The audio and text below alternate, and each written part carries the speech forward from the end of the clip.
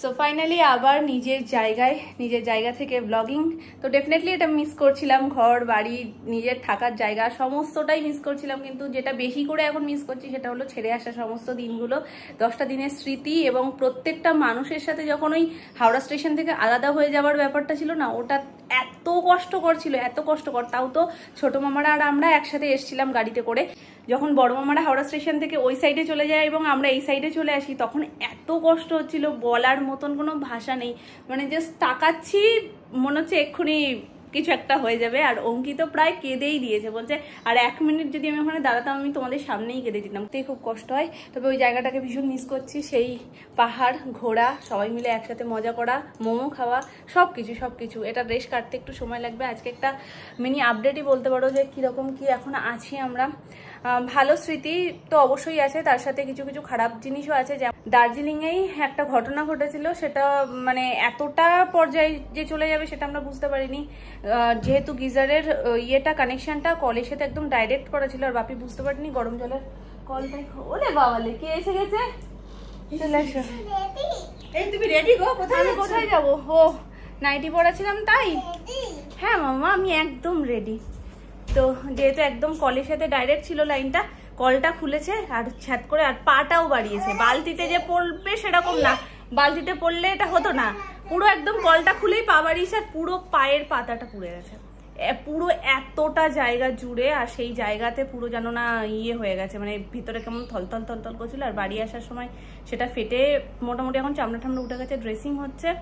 ডাক্তারকে বলা হয়েছে, ডাক্তার এখন ডাক্তার দেখাতেও গেছিল বাপি, দেখে টেকে এখন বলেছে ওষুধ লাগাতে এবং ড্রেসিং করতে। একজন আসেন, এসে উনি টাইম টু টাইম ড্রেসিং করে দিয়ে যাচ্ছেন। তো এই হচ্ছে পর্যায়। আর 10টা দিনে সোনাই তো কিচ্ছু খাওয়া দাওয়া কিচ্ছু করেনি, কিছুই না। আর ওই জায়গাটা যেন মানে প্রথম 2 দিন নিতেই পারছিল না, যে যাবই না, থাকবোই না, আমি কখন বাড়ি যাব, এইরকম একটা ব্যাপার। ও কখন ওখান থেকে বেরিয়ে বাড়িতে চলে আসবে। এবার এটা দীঘাও না যে আমি চট করে প্ল্যান করলাম চলে এলাম। নিচে কেন যাবে মাম্মা? এখানে একটু থাকে। আরে ঠিক আছে, যাও, আমি নিয়ে আসছি। তাহলে দাঁড়াও, এগুলো নি। ওখানে কি ছোট দান ডেকেছে? ও বাবা, কখন ডেকে এসে? সত্যি দিচ্ছি, আয়। তাই আমি ছাদ দিয়ে একটু ঘুরিয়ে নিয়ে আসি, বড় বন্দি তো থাকে, ঘুরতে পেয়েছি, কিন্তু ছাদেও যেতেই চাইছে না। ছাদে গরমও খুব। মামুনি এখান থেকে উকি মেরে আম দেখছে একটাও নেই, মনের দুঃখে আবার ওপরে চলে গেল। তো যাই হোক, এবার ওই কটা দিন ওর সাথে কাটানো, মানে কি বলবো, ওখানে যে গেছে, যারা গেছে ছিল তারাই একমাত্র জানে যে কি বিভৎস প্রথম 2টো দিন কেটেছে। আমার মন একদমই ভালো ছিল না। পুরো রাস্তাটাই মানে ওকে জড়োথড়ো করে আমি কোলের মধ্যে শুইয়ে মানে ঘুম পাড়িয়ে নিয়ে গেছি প্রায়, কারণ গাড়িতে থাকবে না, গাড়ি থেকে নামবে। গাড়িতে উঠতেও বরাবরই খুব একটা পছন্দ করে না, ও বদ্ধ পরিবেশে থাকতে পছন্দ করে না। ও খোলাখুলি, যেমন ধরো বন্দে ভারতে যখন আমরা গেছি ওখানেও কিন্তু ওর কোনো সমস্যা ছিল না, আসার সময়ও কোনো সমস্যা ছিল না, ঘুরছে। ওখানে একবারও বলে না যে আমাকে গাড়ি থেকে নামিয়ে দাও, কিন্তু যেই দরজাটা দেওয়া হয় আর গাড়িতে ওঠানো হয়, ব্যাস ও সেই থেকে কান্না স্টার্ট হয়ে যায়।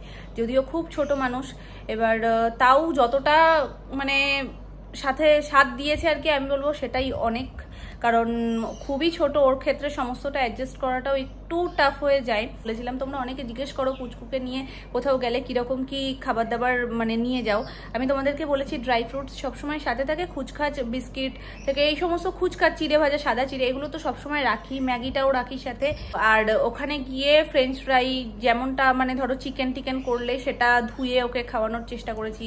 তো এগুলোই যাই হোক 2-1 গাল মুখে নিয়েছে, আর কিছুই সেরকম খাইনি। আর খুব কেঁদেছে এই কটা দিনে, 10টা দিনে প্রচন্ড কেঁদেছে, যেটা দেখাটা খুব কষ্টের ছিল। প্রথম 2 দিনে বেশি, তারপর আস্তে আস্তে ধাতস্থ হয়েছে, ঠিক হয়েছে।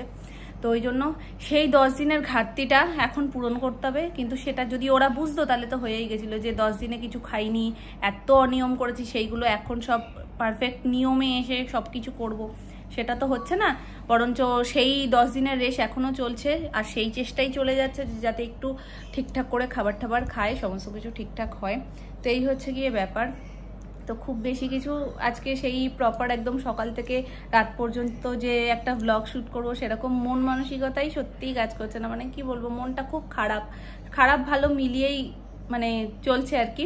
তাই নেক্সট ডে মানে কাল থেকে আবার তোমরা প্রপার ব্লগ পাবে।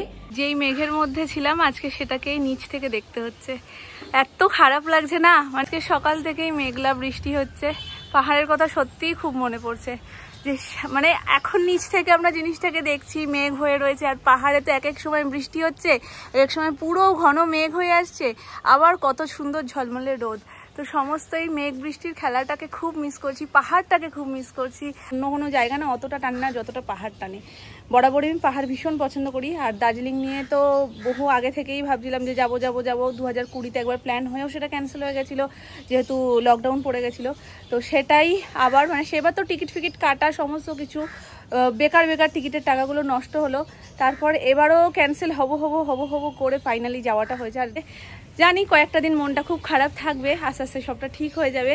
ওখান থেকে বেস্ট একটা স্মৃতি পেলিং থেকে বাবা নিয়ে এসছে, সেটা হলো রাস্তার দুধারে একটা পুরো নীল রঙের আর মানে কি বলবো ল্যাভেন্ডার কালার, দুটো মিক্সড কালারের একটা ফুল ছিল, যেটা শাড়ি হয়েছিল, আর আমাদের সেটা হোটেলের বাইরেও ছিল।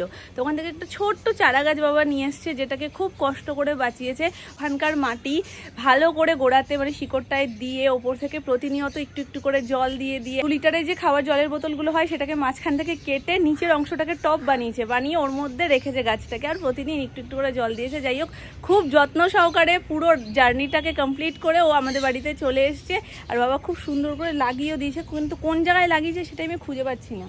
আমি একটু দেখে নিই কোন জায়গায় রেখেছে। এতগুলো ছোট ছোট গাছ তো বুঝতে পারছি না যে কোন গাছটা নিয়ে এসছে। তো একটা জিনিস যেটা মিস করেছি ওখানে বসে, সেটা হলো আমাদের গাছের আমগুলো একদম মক্ষম টাইমে, যেই টাইমে আমরা গেছি সেই টাইমেই পেকেছে।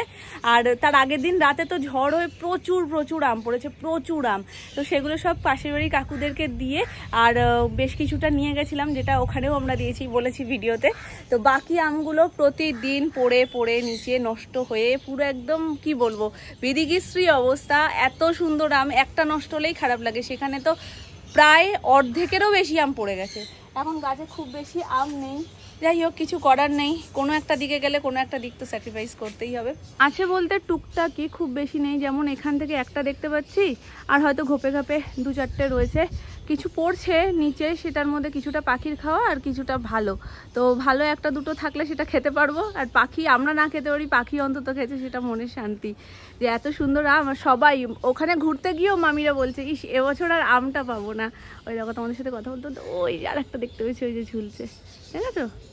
এইরকমই 2-1টাই আছে, খুব বেশি আর নেই, সব পড়ে গেছে। আর আমরা বাড়ি ছিলাম না যখন, তখনও বেশ কিছুদিন ঝড় হয়েছে। যাই পরে বাবার কাছ থেকে জিজ্ঞাসা করে তোমাদেরকে দেখিয়ে দেবো গাছটা।